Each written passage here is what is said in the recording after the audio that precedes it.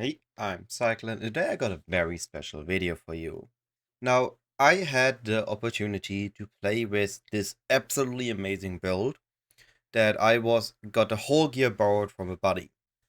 Now, this is basically a perfect build. The only thing that I can see that this build could improve on is having an Crusader influenced Mage Blood and use a Bound by Destiny to gain another 9% intelligence. I don't see really any other way to improve on this build. It is really beyond insane. And I was able to play with it for a couple hours.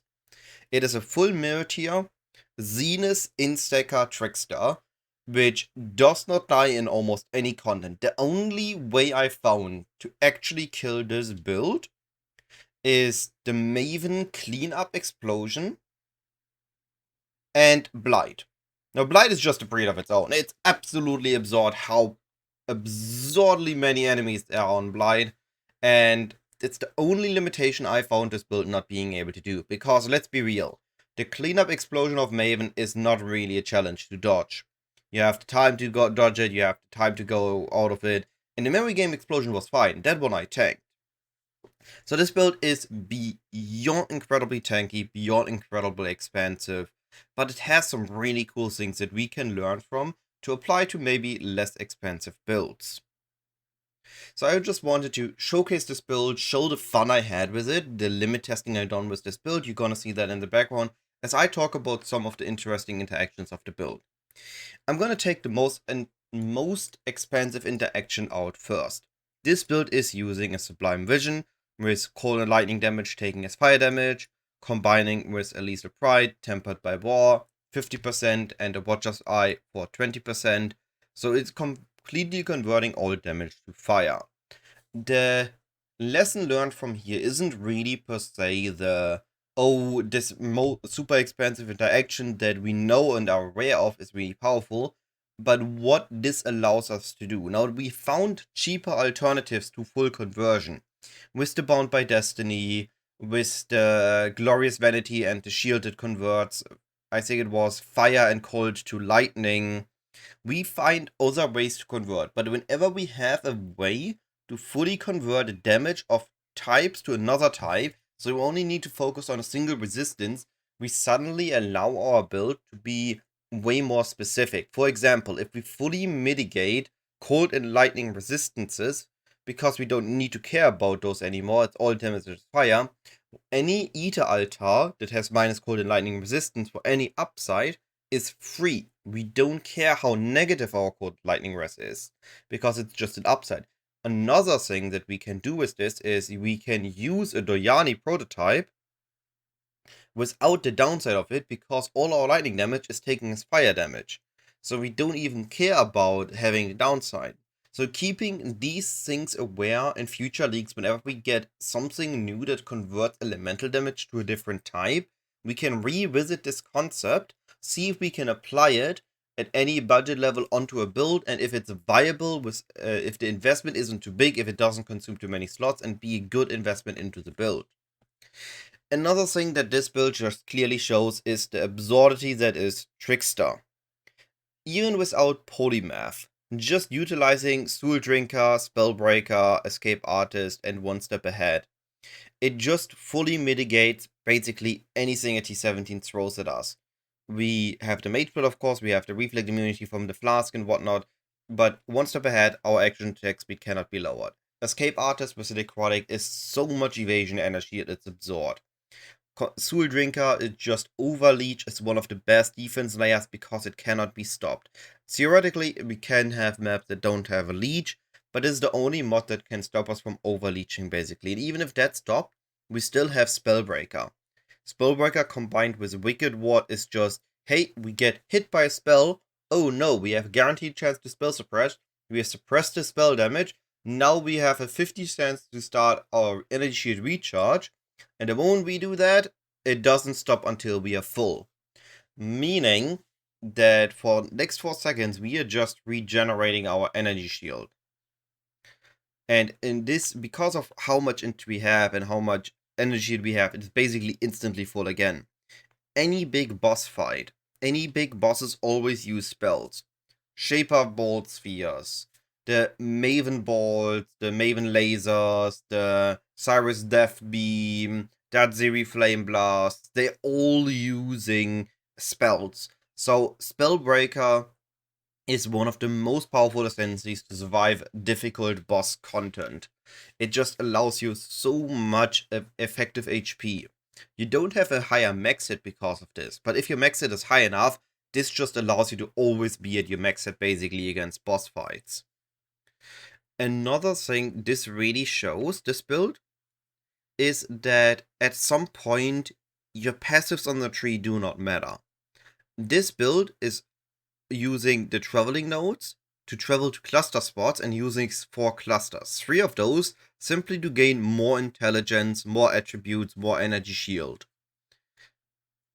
And only 1 is used for fuel-defied blood scent, so we enable rage on the build, which is a more multiplier, so it is basically spending passive points that normally only increase into more multipliers, and fuel the night. So all we have on the tree is traveling, we take the most essential nodes and the rest goes into cluster jewels. Which, I mean, it's no secret, cluster jewels are powerful. But it's just interesting to see how little we rely on the passive tree once the build becomes powerful enough. And it always makes needs to always makes us aware of being in mind what are cluster jewels we can use on the build. Can we just go full on those? Or do we need any notables on the passive tree or the clusters that we need to incorporate into our build? At some point we can just scale so much damage and base stats from gear that we don't rely on the passive tree anymore. Now, going over the gear. I just recently made a video how to craft a reduced skill effect duration curse ring. This ring, combined with Calling Whispers, allows you an insane amount of attack speed by just stacking Soul Eater. In my build, I'm using Shield Charge for this. This build uses Leap Slam. Now, Leap Slam is even more effective at stacking this up. Just the interaction of stacking Stool Eater stacks with your movement skill as you move along the map means your mapping speed is steadily going to increase until you hit max Stool Eater stacks, and at that point you're just so quick zooming through the map, it is insane. The amount of speed mapping that you can do with this build is absolute overkill. For speed mapping, we don't really need this much investment. But using, again, this tech, this trick, this item combination on a cheaper build, where we specifically use this interaction and fix the downsides on other spots, we suddenly have a very fast build that just has a 2 ring slot interaction to gain so much attack and cast speed, it is insane. And surely there will be other builds that can utilize this combination that doesn't need to be at this stage of expansive. One last thing that I found really interesting with this build is just that it shows how absurd Molten Strike of the Zenith is. Even despite the nerf, even despite everything, Molten Strike of the Zenith on this build still nukes any Uber it was thrown at. It nuked a 4 Ghost Tormented Fiat on a Valdo map with absolute ease. Even with 90% less damage taken, it only took a couple seconds to kill the Fiat as long as the mercenary was alive. Now I guess this argues that not just Molten Strike of the Zenith and this whole build is insane, but also that the Doyani mercenaries are beyond insane. But regardless, it just shows that skills that have an absurd damage scaling built in just needs to find a way to be enabled. Be it by absurd amounts of attack speed to enable Molten Strike of the Zenith, or maybe it is a slam skill that just hits once in a lifetime, but it hits for so much that it just kills anything, and all you need is to set up that one big hit. So always be aware of gems that are just really, really powerful, that have just high damage multipliers, and then you just scale the vectors that the gem doesn't scale itself, and you have a powerful build.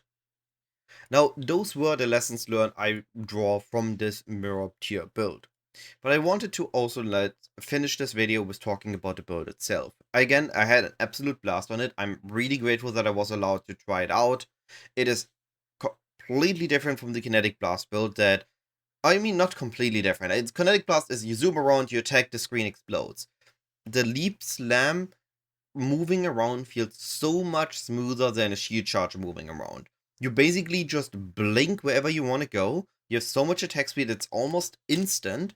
And then with Zenith and with the strike 2 additional targets on gloves, you hit everything in your vicinity and it does die as long as it's just 1 or 2 packs. Now, the build did hit its limit on Blight, where Kinetic Blast will take over again in its absurdity. But this build is truly an insane build. Now, it's more than a risk mapper, I would say. This is a Valdo mapper. This build negates the Valdo map mods. This build just runs basically all Valdo's mods. Now, I didn't attempt myself on Void maps, but I did not die in any of the Valdo maps. Even with quadruple ghosted Aziri, I had no issues. I killed and I survived the map. It took a while to clear the map because those things were incredibly tanky and my mercenary died, but the build itself, it just doesn't die unless you really force it to die by standing in 500 enemies in a Blight or trying to tank a Maven cleanup explosion.